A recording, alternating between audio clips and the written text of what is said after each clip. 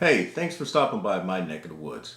I'm the gig geezer in Wood Lane, and when I'm out there driving, I'm out there to make some money. I want to help you maximize your gig hustle.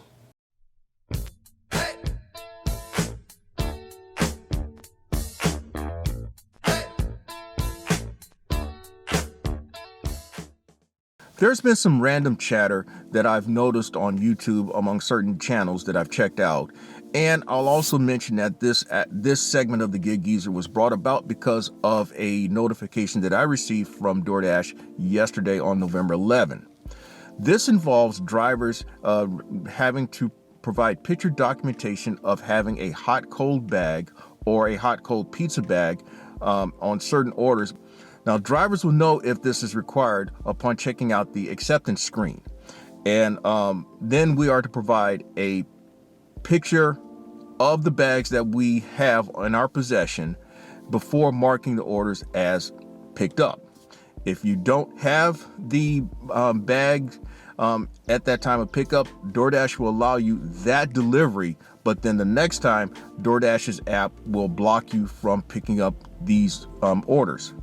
DoorDash calls this large order equipment verification.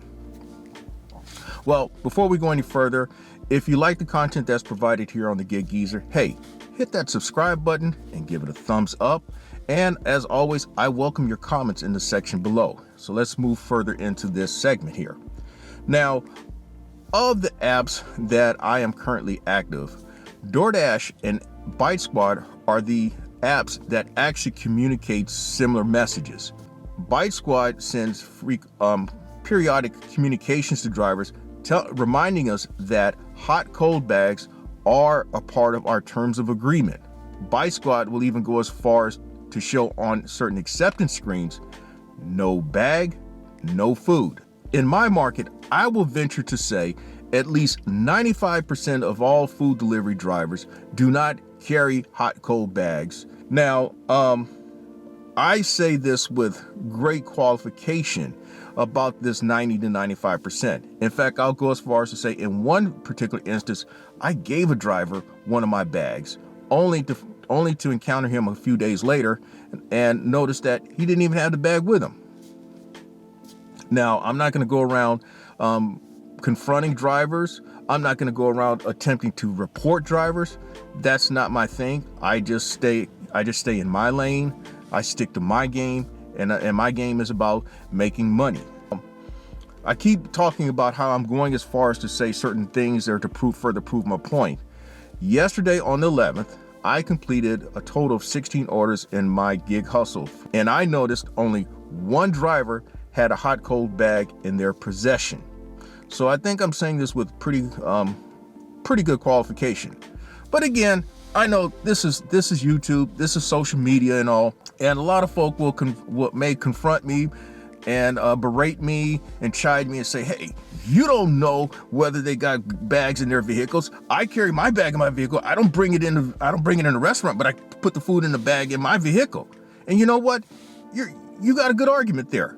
But I venture to say that a greater 90%, that 95% number, that most of these drivers do not carry these bags with them. What's also been my experience about these hot cold bags is that I've had restaurant staff to make note to me that, hey, you're the only driver I've seen that even carry a bag with them. And you bringing a cup holder, man, that's cool. I've never seen a driver bring one of those in here. So what all that tells me is that while restaurants really should be adamant about drivers having hot cold bags, the stark truth is that all these restaurants care about is that these orders are delivered. That's it, because they don't want that food to be sitting around, because that's money lost, money wasted.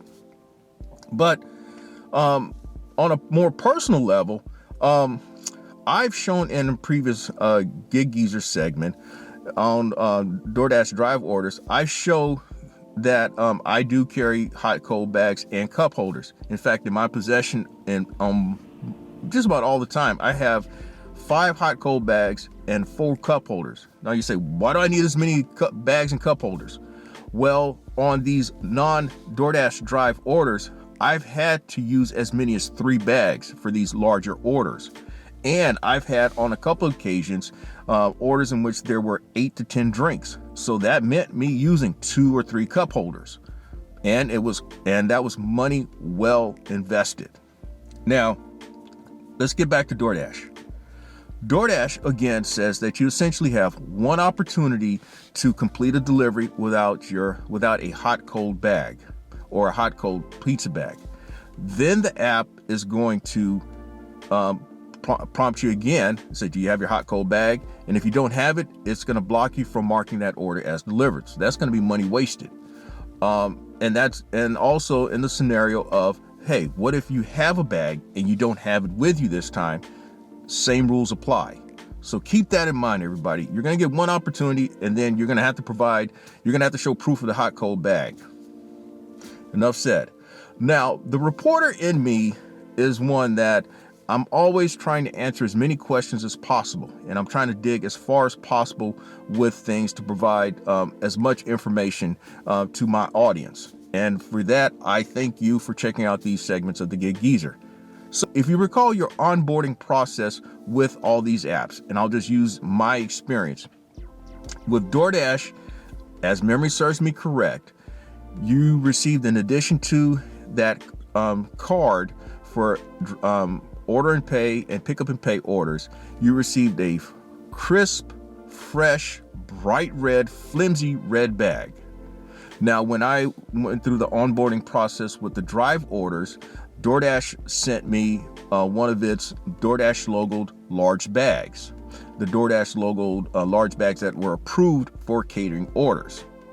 With Uber Eats, surprisingly, I don't recall drivers being given these types of things, these types of equipment, I should say.